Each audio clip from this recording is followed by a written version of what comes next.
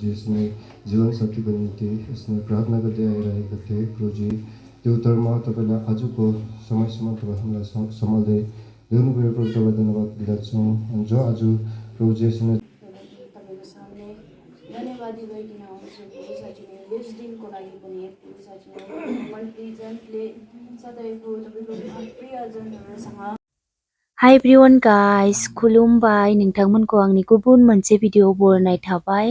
दिनैहाय फाइनालि जोंहानि मादैनि फिसाजोनि रिं सेरिमनि दं, बिनिनो एसे क्लिपखौ नायलायदो।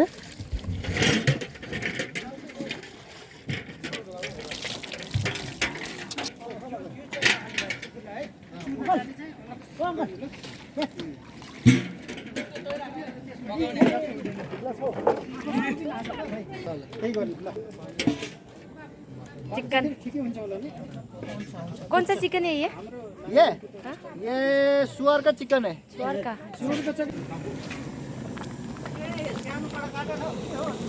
मा खालांदों? जोङो मार्केटाव थांनो नागिरदों।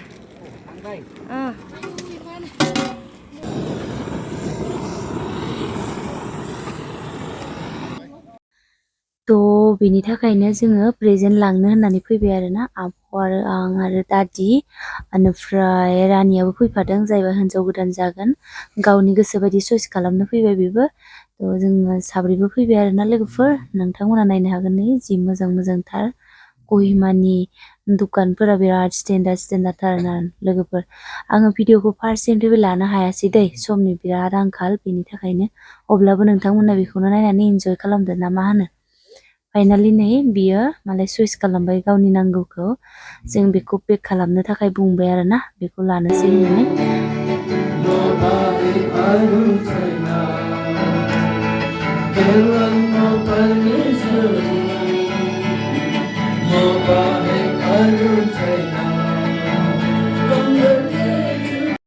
बाइबल राखिराखेँ मैले भनेको छु भने बाहिर बाइबल चेपी भनेको होइन के भनेको अरे बाइबल अगाडि राख्नु।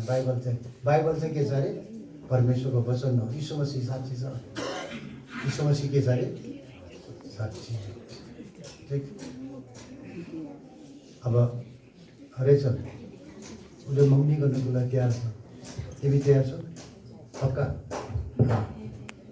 मगनी बिहा भरे राति कोही आउँदैन? गाडीलाई भुइँ यहाँ रहेछ भनेर मार्यो होइन त्यस्तो? पक्का? भोलि बिहा गर्ने हो। बिहा कहिले दिनसम्म गर्ने हो? Forever forever. एकपल्ट तिनपल्ट भन त। Forever forever. तिमीले भन त च्यामल फरेभर फरेभर भन त तिनपल्ट। बस सदाको लागि सदा, किनभने अनन्तका परमेश्वरको छोरा छ सदा। तिमी मगनी हुँदैछ, तिमी खुसी छौ? तयार छौ? कसैले जबरजस्ती गरेन? आमाले जानु उता भनेन? भनेको छैन? बाउले भनेन? कोही साथीले भन्यो होला नि? भनेको छैन? तिमीले आफै भन्यौ कि परमेश्वरले भन्यो? वचन पढ्यो? पुरा पढ्यो? भोलि सोध्छु बिहान ल के पढेको श्यामल कल्पोसिनले क्या पढ्यो पढेर आउनु नि। भोलि प्रतिका क्या पायो वचनको धेरै नानीहरूले के देख्यो जे पायो त्यही देखाइदिन्छ। प्रति बिहाको प्रतिका के पायो भन्छ कि के निकालेको त्यतिमै ज्ञान छ होइन? के निकालेको बुझेन? तिम्रो बिहा हुँदैछ निकालिरहेको नि। तिम्रो बिहा हुँदैछ होस्। लोगोफोर बिसोरनि गिर्जायावहाय माखासे रिं सेरिमनिनि जिखिनि खामानि मावनो गोनां दङ बेखौ बिथांमोनहा गासिबो मावखांजोब्बाय। दा बिथांमोननि हौवा लाहानिफ्राय आरोना जाखिनि मान गिफ्ट हिन्जावनो होनांगौ, हिन्जाव गोदाननो बे गिफ्टखौ होनाय नोंथांमोना भिडिअनि गेजेरजों नुबाय जानो हागौ। लोगोसे रिं सेरिमनियाव आं रिंखौ सोलायनायखौ नोंथांमोना नुबाय आरो बेजों लोगोसे बिथांमोननि दिनैनि बे रिं सेरिमनियाबो मोजाङै मोजां थांबाय। आरो नोंथांमोनाबो जुदि बे भिडिअखौ नायदोंब्ला अन्नानै माने कंग्रास खालामहर, जाहाथे बिसोरनि जिउआव अरायसम मोजाङै संसार जालांनो हानाय बोर सास्रिहर नोंथांमोनाबो जायफोरा आंनि भिडिअ नायदों नायगिरि नोंथांमोनखौबो आं खावलायबाय। स' लोगोफोर बेनो दिनैनि आंनि मादैनि फिसाजो बिनानावनि रिं सेरिमनिनि माखासे नुथायफोरा नोंथांमोननि सिगाङाव आङो समनि आंखालब्लाबो भिडिअनि गेजेरजों मेमरिसनि थाखाय होनानै दोननाय जाबाय।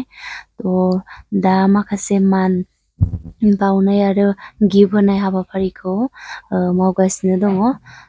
बेनो जाबाय हिन्जाव गोदाननि बिमायंखौ माने गिफ्ट होबाय। बेजों लोगोसे सनमान खालामनाय जाबाय। लोगोसेनो गोबां दंबावो। बेजों लोगोसे हिन्जाव गोदाननि बिमाय बिमानै आरो बिदा बिबाजै गासिबो फैजोबदों। बिब' नैबे जाहैबाय बिमायं। बेयो जाबाय हिन्जाव गोदाननि बिमायं। हिन्जाव गोदाननि बिमायंनो हौवा गोदाना गिफ्ट होबाय आरोना सनमानजों गिफ्ट मान होनाय जाबाय। बेखौ लागिरि बिथांजोआबो गोसो गोथारै गनायनानै आजावनाय जायो। लोगोसे बेजों लोगोसे गोबां न'खरनि जाथि बंस' बाय बाहागिफोरखौबो सनमान खालामनाय जायो हौवा लागोनि सुबुंफोरा। लोगोसेयैनो जोंनि हिन्जाव लागोनि गासैबो सुबुंफोराबो माने बेयावहाय ज' जानानै दिनैनि बे रिं सेरिमनियाव गाजा गोमजायै खुंनो थाखाय गासैबो नुजाफैनायजों लोगोसे गासैबो गामिनि सुबुंफोराबो बिथांमोनखौ बोर सास्रि फैनायसै। बेनिखायनो माखासे बोर सास्रिनो फैगिरि नोंथांमोननिखौबो आंनि गोसो गोरबोनिफ्राय खुलुमनाय आरो थेंक इउ जासिहरो। मानोना बिथांमोननि जिउआव माखासे रिं सेरिमनिनि आवगायलांनो गोनां खामानिखौ नोंथांमोना नुजाफैनानै हेल्प खालामनायनि थाखाय। स' थेंक इउ स' माच। नोंथांमोनाबो गोसो गोथारजों बोर होनायनि थाखाय आंनि बिनानावखौ। लोगोफोर जोंना न'खरनि फेमिलिया गोबां फैदों आरोना। नेपालावसो थायोमोन बिसोरनि न'आ नेपालावहाय। बिसोरो दा थाया नागालेण्डआव। अब्लाबो गोजानबाबो जों माने गासिबो जयैनो फैनाय जादों। फैनानै जोबोद गोजोननाय मोनदों।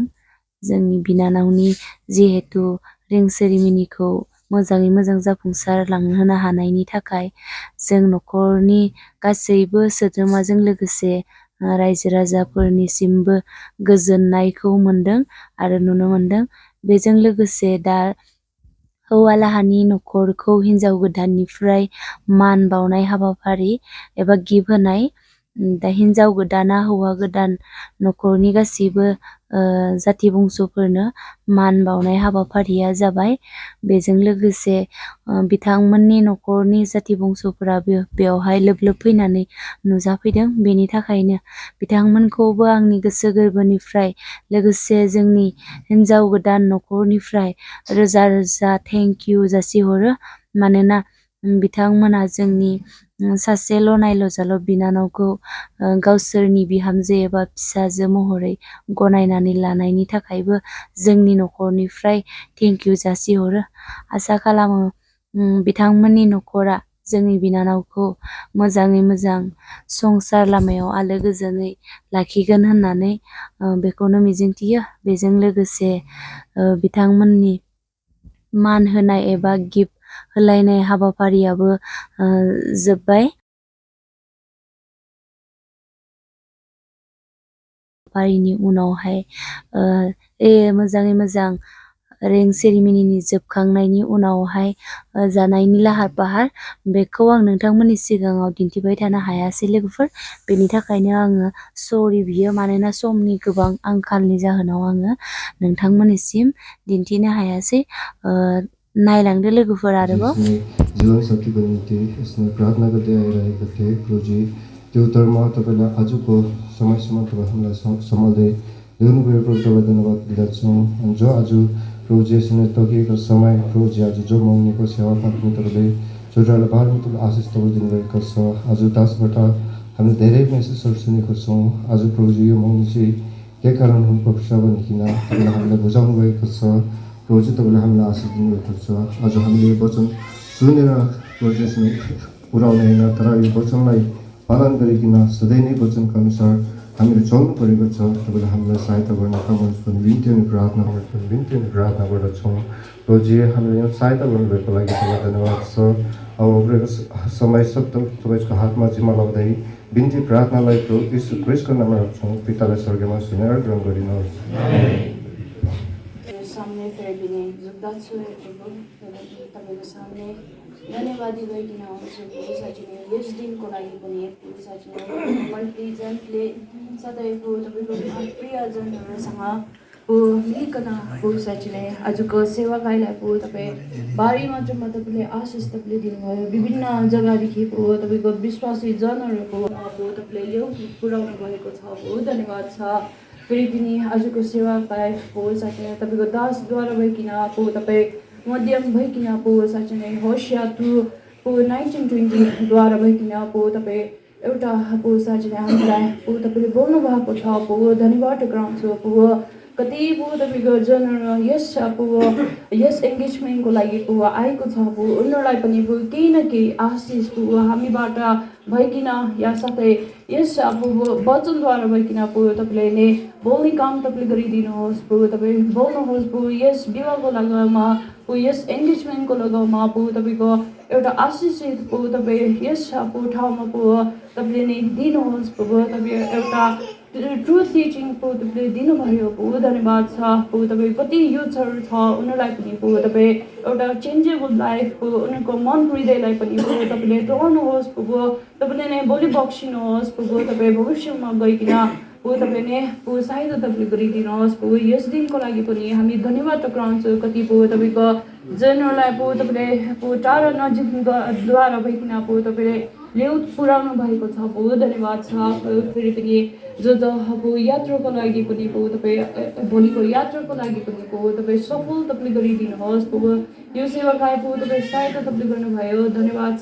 फेरि पनि रहेको जति पनि सेवाकाईहरू छ प्रभु फर्स्टदेखि अन्तसम्म प्रभु तपाईँको हातमा हामी सुम्पिन्छौँ प्रभु तपाईँ नै अगुवाई तपाईँले गरिदिनुहोस् हामीलाई प्रभु तपाईँ एकदम सहायता तपाईँले गरिदिनुहोस्। यो छोटो बिन्ती प्रार्थनालाई प्रभु तपाईँको हातमा सुम्पिँदै मुक्तिदाता प्रभु यीशुको नाममा राख्छु सुनिदिन ग्रहण गर्नुहोस्।